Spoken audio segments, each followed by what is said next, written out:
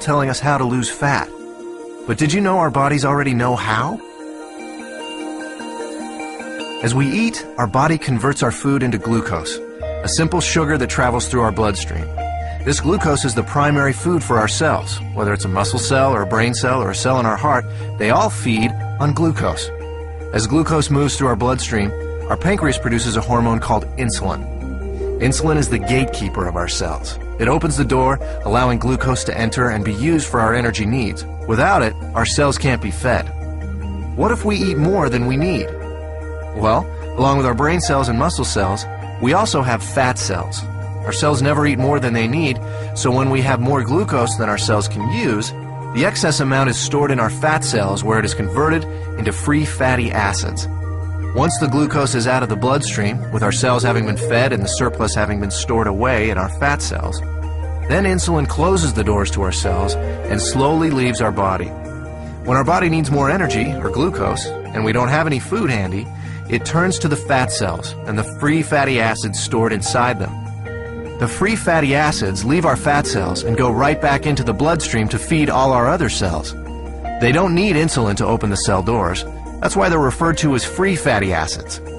This natural process of storing fat when you have too much glucose and burning fat when you don't have enough glucose is how your body was designed to work. And in a perfect world, eating a perfect diet, everything works perfectly.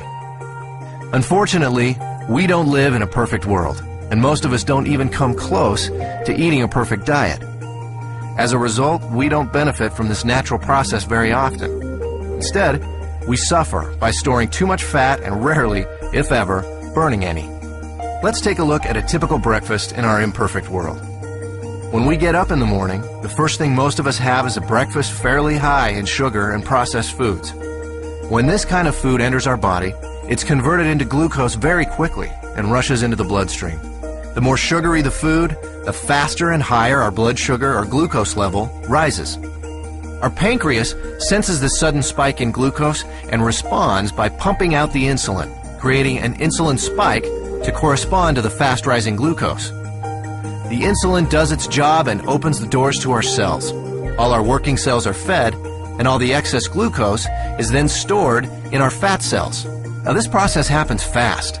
Once insulin arrives, the glucose level in our bloodstream goes back down pretty quickly. However, it takes much longer for insulin to leave our body.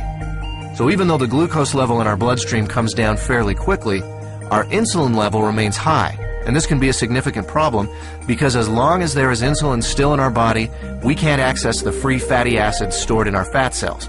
Remember, free fatty acids don't need insulin to allow them into the cells, but they do need insulin to be gone before they can leave our fat cells. Our body needs to eat continually, but the free fatty acids can't leave the fat cells.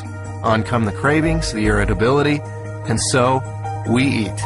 Our glucose levels spike right back up, our body releases even more insulin, the doors open, the cells are once again fed, and excess glucose is put into our fat cells. With our insulin level remaining high, we're still not able to release any fatty acids, so we continue adding to the fat storage, but never taking any out. This cycle continues through lunch, mid-afternoon snacks, dinner, and so on. We literally end up bathing our bodies in insulin all day long and for much of the night. After a while, all that insulin takes a toll. We age much faster than normal, and many of us develop type 2 diabetes. There is a way to break